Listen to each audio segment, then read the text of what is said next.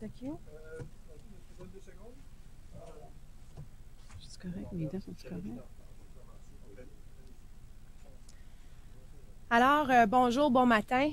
Mon nom est Jennifer Mignot. Je suis l'épouse d'un ancien combattant atteint du syndrome de stress post-traumatique. À la lumière des événements des derniers jours, il nous était nécessaire pour nous, les épouses, les conjoints, conjointes et les aidants naturels de nos blessés, de se prononcer sur les recommandations qui ont été émises cette semaine par le Comité permanent des anciens combattants.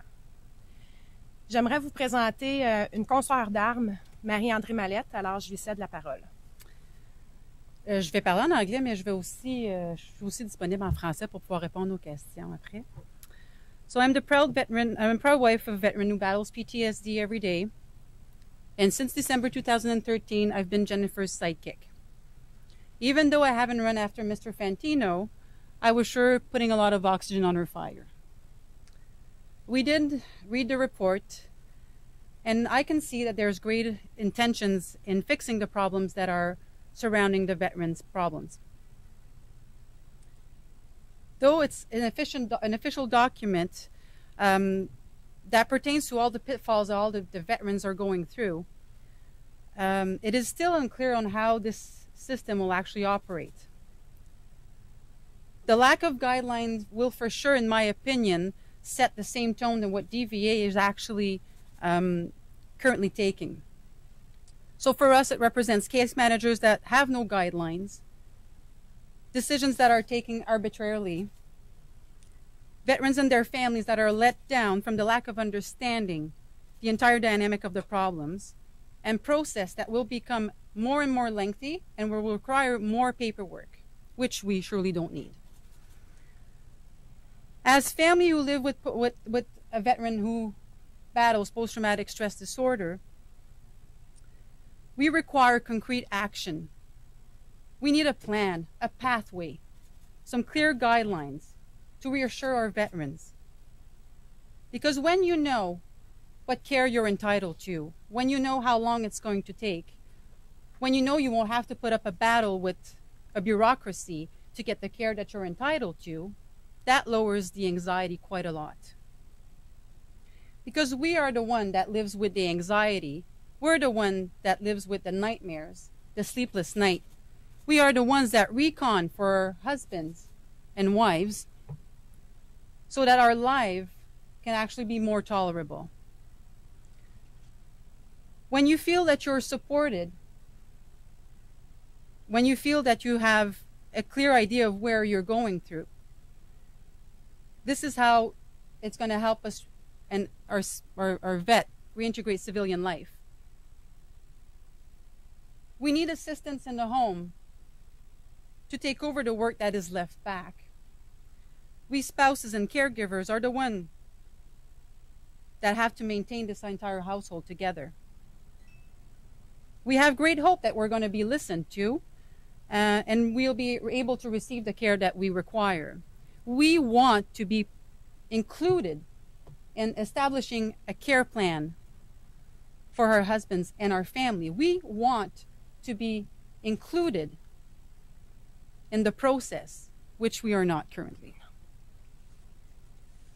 I want to share a clear message with you. We will not abandon our veterans. We will take care of them no matter what. But the government needs to stand to us and help us assist them.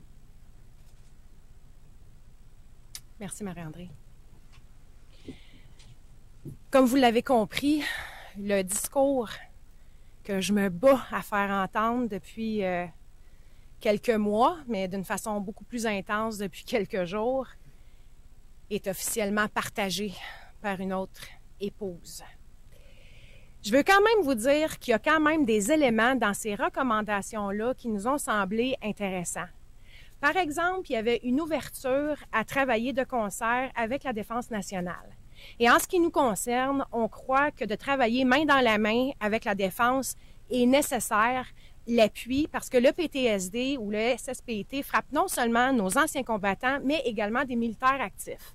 Par conséquent, on croit que tout époux, tout conjoint, tout aidant naturel, qu'il soit d'un militaire actif ou d'un aidant naturel, devrait recevoir la même formation, le même support puisque les défis sont sensiblement les mêmes. Également, nous accueillons et nous saluons l'ouverture de services. Ça nous semblait très restrictif, mais la notion de vouloir élargir la gamme de services, nous l'accueillons. Pas à 100 % par contre. Vous devez comprendre là, que nous, là, on est des chatons dans un monde de lions. Comprenez là, qu'on est deux épouses qui avons organisé ce point de presse-là d'une façon apolitique, autonome et indépendante. On a besoin d'aide, on a besoin de support, mais depuis les événements de la semaine dernière, je ne vous cacherai pas qu'il y a un fort mouvement de solidarité, d'appui, de support qui se rend jusqu'à nous. On va profiter de l'été pour s'organiser, pour prendre le temps. Je vous rappelle qu'on est des aidants naturels, toutes les deux. Marie-André est sur le marché du travail également à plein temps. Alors pour nous, c'est également un défi. Mais les veterans are telling us, your family, stand proud. Guess what we're doing? We're standing proud and we will stand proud. Nous recommandons notamment, parce qu'on comprend qu'il y a un processus derrière tout ça, démocratique, bureaucratique, etc. Puis on ne vous cachera pas là, qu'on n'est pas des spécialistes en la nature. Mais quand même, commençons par reconnaître nos besoins, dressons un portrait de la situation des époux, des épouses, des conjointes, from coast to coast. Parce que ce sont les messages que nous recevons. De Victoria, BC, à Halifax, île du Prince-Édouard, de partout au Canada, on nous a contactés pour partager des histoires, des témoignages. On sait maintenant qu'on n'est vraiment pas seul. De même, j'aimerais vous souligner que le comité permanent a rencontré seul un représentant des membres de la famille. À notre avis, c'est pas assez.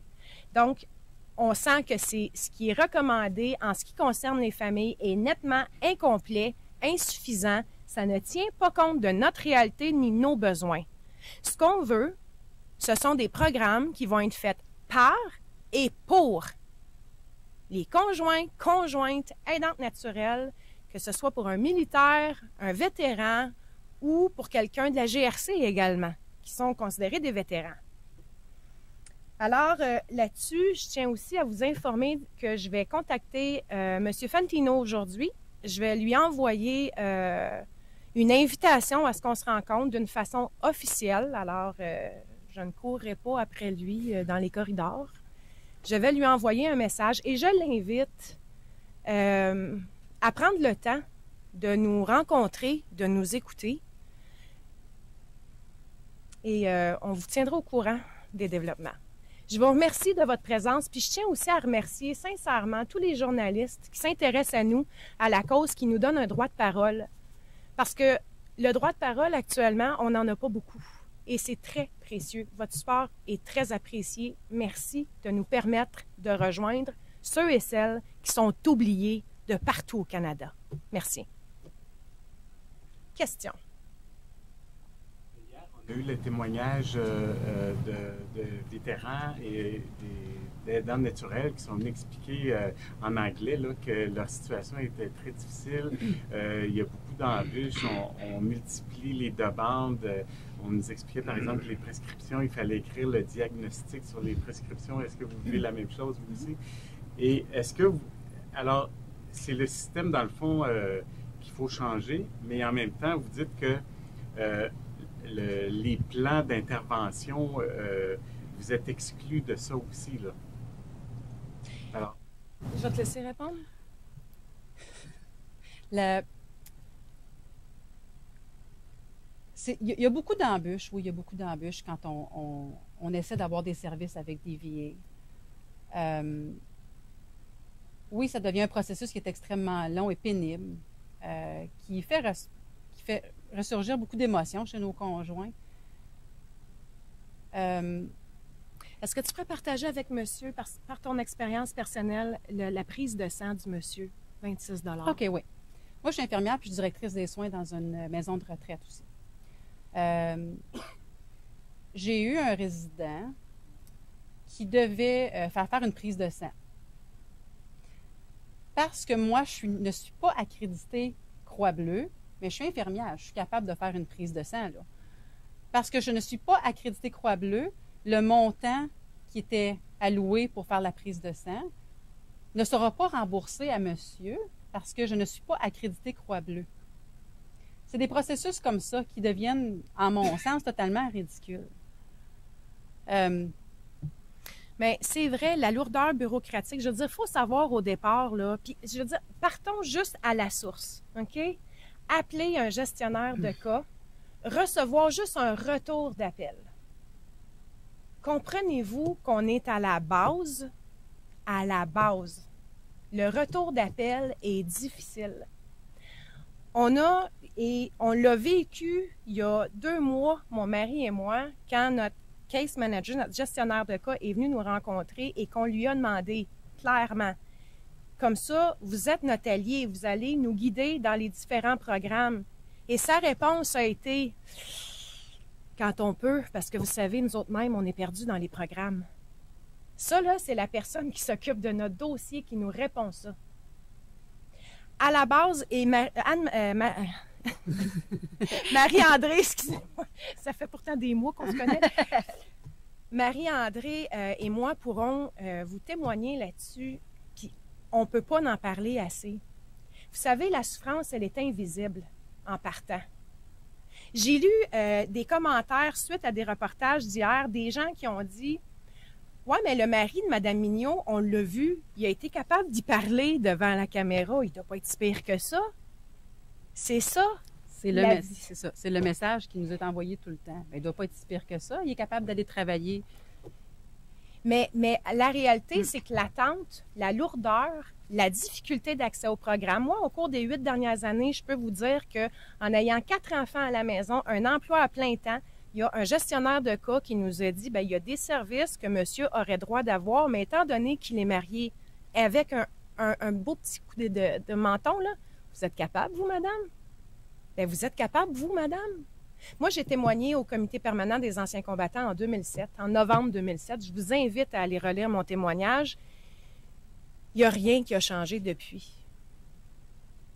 Et il est temps qu'on reconnaisse, et je me tue et je martèle là-dessus, l'importance que nous avons. Si le reste du monde n'est pas capable de voir la souffrance de nos époux, nous, on la voit. Et nous, on est capable de le dire puis de l'exprimer. Donc là, il est important pour nous, les conjoints, les conjointes, les épouses, de se mobiliser, de se concerter, puis d'organiser nos actions. Et plus ça va, plus je me dis, bien, d'une façon indépendante. Joignons nos voix à celles des vétérans, mais en même temps, nous vivons une réalité aussi X, Y, Z, considérant qu'on a les enfants, on a d'autres challenges. Alors, c'est important pour nous d'être entendus, mais de faire partie également du processus décisionnel, des programmes, parce que là, il ne faudrait pas nous imposer quelque chose sans qu'on soit consulté puis qu'on fasse partie prenante de ce processus-là. Il faut que ça réponde à nos besoins. Et c'est pour ça que je dis, faites un portrait de la situation réelle. Et vous allez voir que ce n'est pas juste 2 petites femmes, là. C'est vrai à grandeur du pays.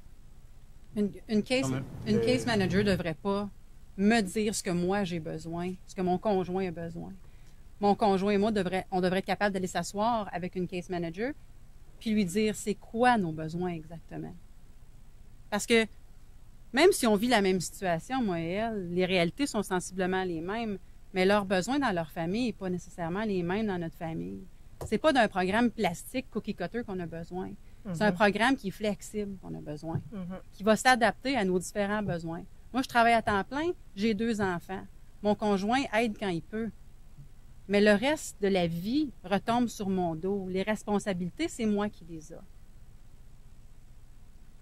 Le gouvernement répète souvent, là, depuis plusieurs mois, qu'il a mis en place des services, des cliniques pour le syndrome post-traumatique. Quand vous entendez ça,